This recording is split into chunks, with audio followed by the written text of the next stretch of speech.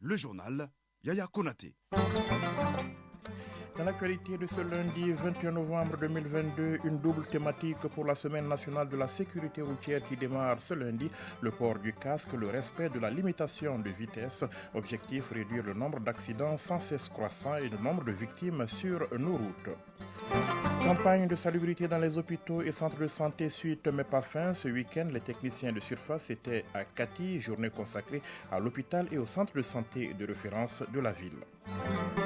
Dans l'actualité également, la fin à Sharm el-Sheikh en Égypte de la COP27, la création d'un fonds pour financer les pertes et dommages provoqués par les changements climatiques dans les pays vulnérables a été annoncée, une avancée saluée par les pays concernés. Le grand format du lundi, c'est une profession qui ne chôme pas, tailleur ambulant, un métier pratiqué par de nombreux jeunes venus du village, des jeunes très sollicités en milieu urbain pour raccommoder les habits usagés. Et puis les sports, la Coupe du monde de foot Qatar 2022 assure cet après-midi l'entrée en scène d'un des représentants du continent africain, le Sénégal. C'est l'une des trois affiches du jour. Hier, le petit émirat organisateur n'a pas fait le poids face à l'Équateur, score final 2-0. Le journal du mondial à suivre juste après cette édition. Mesdames, Messieurs, bonjour. Les chrétiens catholiques du Mali et des pays voisins ont bouclé ce week-end à Kita le 51e pèlerinage national chrétien. Plus de 10 000 fidèles étaient au rendez-vous. Ils ont prié la Vierge Marie pour le pardon et la miséricorde divine.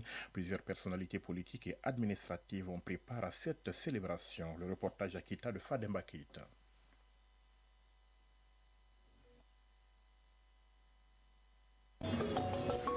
Ces voix attrayantes et uniformes implorent et magnifient le Seigneur. Ils sont tous en tenue multicolore, dominés de blanc. Les éléments de la chorale du diocèse de Sang tiennent en haleine les fidèles pèlerins présents à cette fête du Christ roi qui marque la fin de la liturgie de l'année C. Au-delà des messages poignants de cohésion sociale, d'amour du prochain véhiculé, l'évêque du diocèse de Sang lance un appel patriotique à la communauté chrétienne, voire à tous les Maliens. Monseigneur Hassan Florent Koné, évêque du diocèse de Sang. Cette fête de la royauté du Christ nous pousse tous et toutes à vivre l'amour en tout temps et en tout lieu, à nous sacrifier pour les autres, pour leur bien. Cheikh Salah Mohamed Tapili, marcheur musulman aux côtés de ses confrères chrétiens depuis 2010, prône l'union de toutes les religions du pays et félicite le cardinal et sa communauté pour leur engagement et esprit fraternel envers tout le monde. Cheikh Salah Mohamed Tapili, marcheur musulman. Je condamne les conflits interreligieux, je prône la fraternité et l'entente entre toutes les religions. Nous adorons le même Dieu, seuls les prophètes diffèrent. Marthe Oumoudako, pèlerine. Je peux dire que ce pèlerinage s'est très bien passé. On a aimé le sketch et les chants étaient un peu plus faciles. Le président de la commission d'organisation du pèlerinage félicite l'ensemble des participants et les partenaires d'appui. Cette Eucharistie solennelle est aussi l'occasion de solliciter l'engagement de tous pour qu'il y ait suffisamment de bancs avant la 52e édition. Monseigneur Jonas Dambélé, président de la conférence épiscopale du Mali, évêque de Caille. Par conviction, je dis souvent, un bon chef ne peut rien faire s'il est entouré de mauvais conseillers. Mais un mauvais chef, s'il est bien entouré, il peut tout. Alors, je dirais, c'est nous, les Maliens et les Maliennes, qui entourons notre président, que Dieu nous donne la force, l'intelligence et la sagesse nécessaires pour que nous soyons des citoyens, des citoyennes qui cherchent le bien de notre pays. Docteur Mahamadou Koné, ministre des Affaires religieuses, du culte et des coutumes. Mon constat est d'abord cette solidarité et cette joie entre les différentes confessions religieuses et surtout l'embrassage avec la population de Kita qui, tu ne peux même pas mettre la différence entre qui est musulman et qui est catholique dans le cadre de ce pèlerinage. Deuxième constat, nous voyons que nous sommes accueillis en frères, en amis, pas en autorité. Constatez que l'ensemble des catholiques du Mali ici présents soutiennent la transition de notre pays. C'est dans la ferveur et sous vigilance d'un imposant dispositif sécuritaire que prend fin ce 51e pèlerinage au pied de la Vierge Marie à Kita. Fademba Keita, Mfali Sidibé, Adama Kamara pour l'ORTM. Il est 7h05 à Kita. Ce 21 novembre 2022 sera lancée la Semaine nationale de la sécurité routière. L'événement est à sa 18e édition qui sera célébrée autour de la double thématique du port du casque et du respect de la limitation de la vitesse. Occasion pour le ministre des Transports et des Infrastructures de s'adresser aux usagers de la route. Souleymane Sidibé. Instituée en 2002 par le gouvernement du Mali, la Semaine nationale de la sécurité routière a pour objectif de cibler un thème central sur lequel les acteurs réunis au sein du Comité national de la sécurité routière doivent agir pour renforcer la sécurité des usagers de la route. Dambélé Madina Sissoko, ministre des Transports et des Infrastructures. Notre pays lance sur toute l'étendue du territoire national les activités de la 18e édition de la Semaine nationale de la sécurité routière. Les problèmes de l'insécurité routière qui affectent toutes les couches sociales a pris des proportions inquiétantes, devenant une préoccupation majeure aussi bien pour les usagers et riverains de la route que pour les pouvoirs publics en charge de la gestion de la sécurité routière. Pour l'édition 2022, le thème retenu est « Respect de la limitation des vitesses et port des casques de protection, une nécessité vitale ». Dambélé Madina Sissoko, ministre des Transports et des Infrastructures. À travers ce thème, nous avons voulu, en collaboration avec les autres partenaires impliqués dans la lutte contre l'insécurité routière, susciter un changement de comportement en appelant les uns et les autres à se familiariser avec le port des casques de protection et une invite à tous les conducteurs d'engins motorisés à respecter la limitation de vitesse. Malgré son importance vitale, le port des casques s'est heurté ces dernières années à une réticence de certaines personnes qui considèrent que le casque n'est pas adapté au climat chaud et provoque des malaises. Les casques détériorent la qualité esthétique de la coiffure. La survenance des accidents est un phénomène inéluctable et lié au destin. Fort heureusement, à la faveur des campagnes de sensibilisation lancées depuis mars 2022 par mon département et les ministères concernés, par la sécurité routière, un grand nombre d'usagers de la route a adhéré au port des casques de protection. Pour clore ses propos, Dambélé Madina Sissoko invite les leaders religieux, les chefs de quartier et villages à s'impliquer davantage pour sensibiliser les populations au port des casques et au respect du code de la route. 7h09, la campagne de salubrité au sein des structures sanitaires du Mali se poursuit. Ce week-end, l'association des techniciens de surface du secteur de la santé était à Kati, notamment au centre hospitalier universitaire et au centre de santé de référence de la ville. Elle avait à ses côtés le ministre en charge de la santé. Le reportage de Koumba Sissé. Après avoir tenu des journées de salubrité dans plusieurs structures sanitaires de la ville de Bamako, ce samedi, c'était le tour du CHU de Kati et du CCRF de la ville. Le coup de balai est donné par la marraine de l'activité, Djeminatou Sankaré, ministre chargée de la Santé. L'initiative est de l'Association des techniciens de surface du secteur de la santé. Elle entend rendre ces espaces publics plus propres. Mamadou Balo, président de l'Association des techniciens de surface du secteur de la santé. Depuis que nous avons commencé cette journée de salubrité, les femmes se sont beaucoup impliquées. Nous sommes fiers et nous demandons à tous de se joindre à nous pour promouvoir l'assainissement au Mali. Comme on le dit couramment, l'assainissement et la santé vont de pair, raison pour laquelle l'acte est salué par les autorités sanitaires.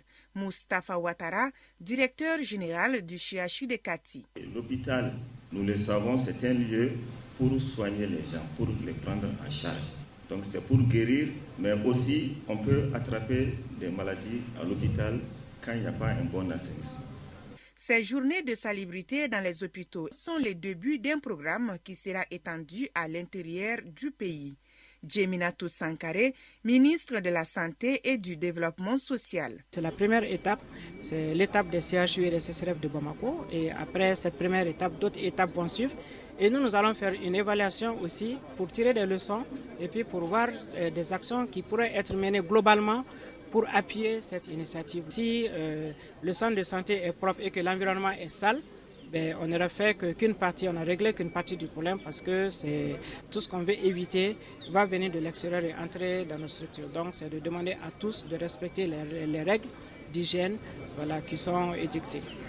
Plusieurs autres acteurs sont impliqués dans ces activités d'assainissement au niveau des hôpitaux.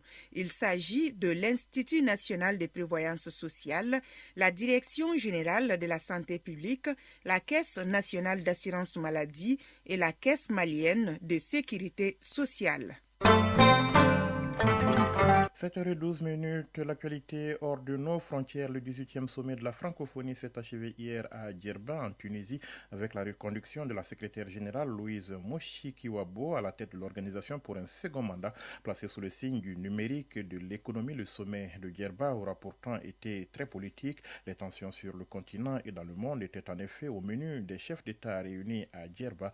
La situation au Mali, en Guinée et au Burkina Faso a été largement évoquée. Autre sujet de préoccupation, l'Ukraine, alors que la guerre va entrer dans son 10e mois, le président Vladimir Zelensky a pu s'adresser par visioconférence à ses homologues des pays francophones. Le prochain grand rendez-vous de la famille francophone aura lieu en 2024. Ce sera en France, dans la toute nouvelle cité internationale de la langue française. Un sommet à Paris en 2023 pour mettre en place un nouveau pacte financier avec les pays vulnérables. Voilà ce que souhaite Emmanuel Macron, alors que la COP27 en Égypte s'est terminée sur un bilan contrasté. Nous avons besoin d'un nouveau pacte financier avec les pays les plus vulnérables. J'y travaillerai avec nos partenaires en vue d'un sommet à Paris avant la prochaine COP qui doit se tenir à Dubaï fin 2023, a annoncé le président français sur Twitter.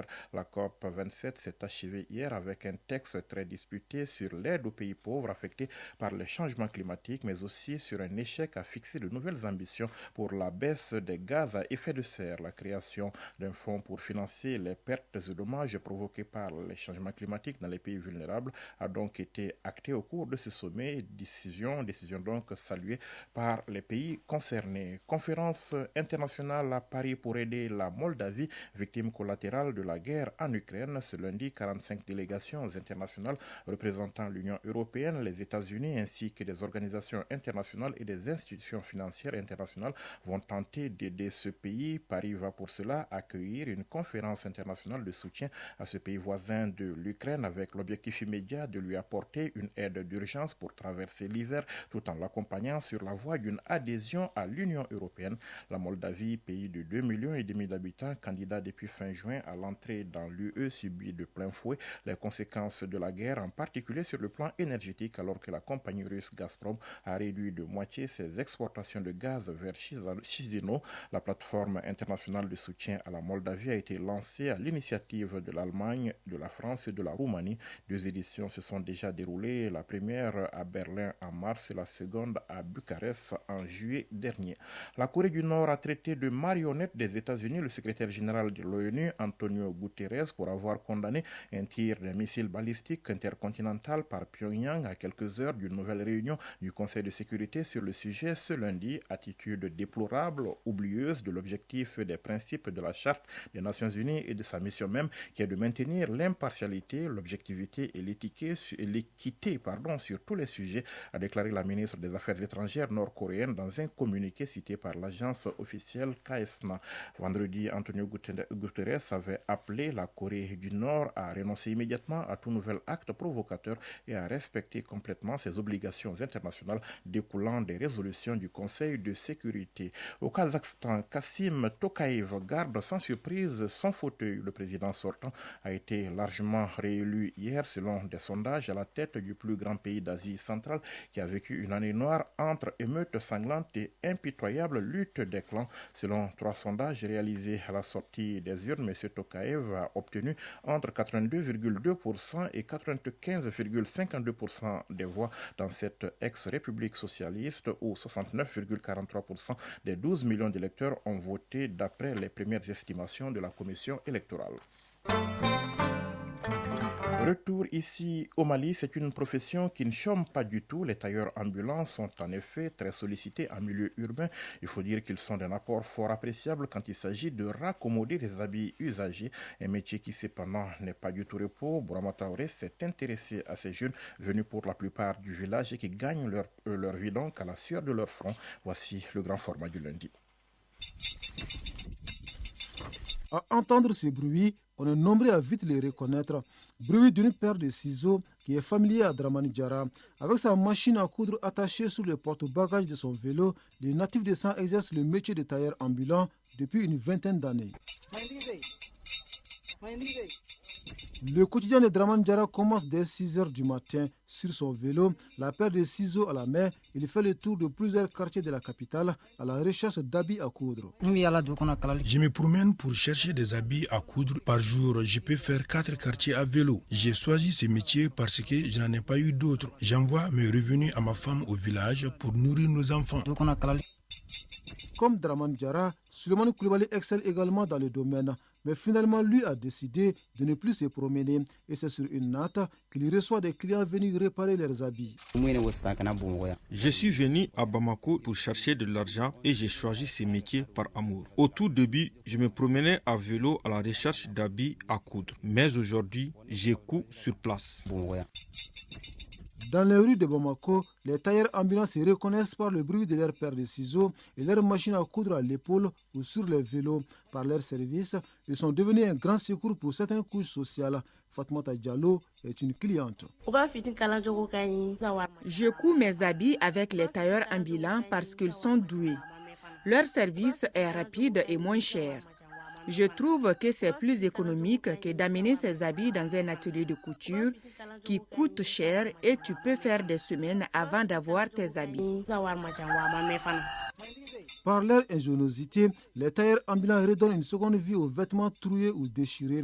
Qu'il s'agisse des pantalons, des robes ou encore des chemises, ces habits reçoivent un coup de lifting au grand bonheur des clients comme Hamidou Maïga et Modibo Koulibaly. Je donne fréquemment des vieux habits. Je n'ai jamais amené d'habits neufs pour le coudre entièrement. Dans ma tête, ils sont là pour juste faire des petites rectifications. Je préfère aller chez les tailleurs plus expérimentés. Les ateliers de couture sont souvent débordés. Certains refusent même de les réparer, les habits déchirés. J'apprécie beaucoup le travail des tailleurs ambulants qui nous font gagner du temps. Je pense qu'on doit encourager ces jeunes. Appelés en Bamanankan, Machine Tigi ou Toglo Toglo, ces tailleurs de fortune font partie aujourd'hui de l'identité de la capitale des Trois Caïmans. De façon générale, leur service est apprécié par des clients, même si certains gardent toujours un mauvais souvenir, comme Assetou Fomba. J'ai l'habitude de coudre avec ces tailleurs. Quand même, quand je leur donne mes habits troués ou déchirés, ils font bien ça. Mais une fois, je leur ai donné un de mes nouveaux wax et ça n'a pas du tout été à la hauteur de mes attentes. Jusqu'à ce que j'ai donné ça à notre bonne. Je n'ai même pas pu porter ça. C'était quand même moins cher. Bien qu'ils raccommodent les habits déchirés à des tarifs très modestes, les tailleurs ambulants semblent tirer leur épingle du jeu, à l'image de Dramani Diarra, devenu le principal soutien de sa famille. Je remercie Dieu parce que grâce à ce métier, j'ai pu m'acheter 2 motos. J'en ai une au village et l'autre ici à Bamako.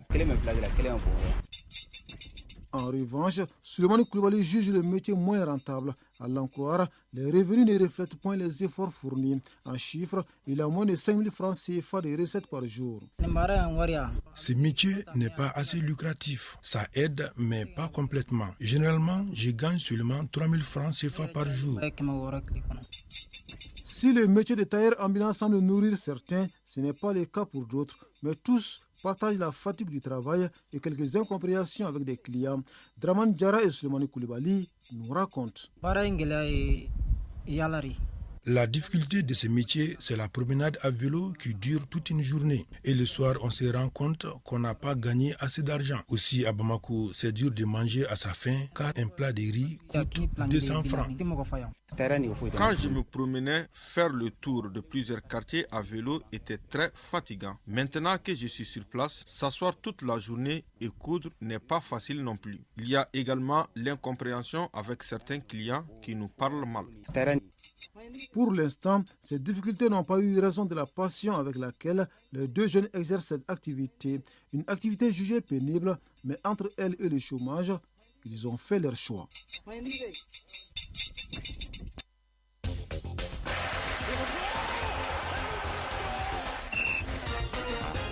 7h21, les sports, la Coupe du Monde de foot Qatar 2022 a suivre cet après-midi l'entrée en scène d'un des représentants du continent africain, le Sénégal. C'est l'une des trois affiches du jour. Hier, le petit Témira organisateur n'a pas fait le poids face à l'Équateur. Score final 2-0. Le journal du mondial à suivre juste après cette édition.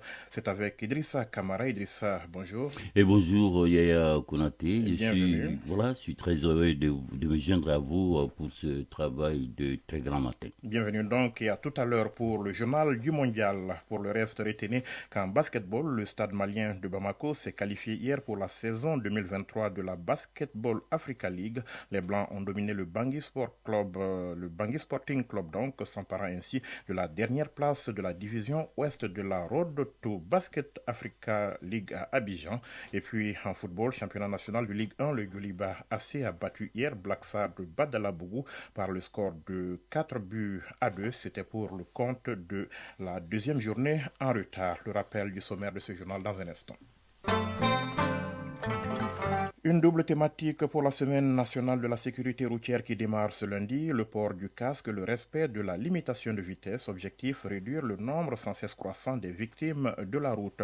Campagne de salubrité dans les hôpitaux et centres de santé, suite mais pas fin, ce week-end, les techniciens de surface étaient à Kati, journée consacrée à l'hôpital et au centre de santé de référence de la ville. Dans l'actualité également, la fin à Sharm el-Sheikh en Égypte de la COP 27, la création d'un fonds pour financer les pertes et dommages provoqués par les changements climatiques dans les pays vulnérables a été annoncée, une avancée saluée par les pays concernés. Le grand format du lundi, c'est une des professions qui ne chôment pas, tailleur ambulant, un métier pratiqué par de nombreux jeunes venus du village, des jeunes très sollicités en milieu urbain pour raccommoder les habits usagés. Et puis les sports, la Coupe du Monde de foot Qatar 2022 assure après cet après-midi l'entrée donc en scène d'un des représentants du continent africain, le Sénégal, et c'est l'une des trois affiches du jour. Hier, le petit Émirat organisateur n'a donc pas fait le poids face à l'Équateur. Score final 2-0.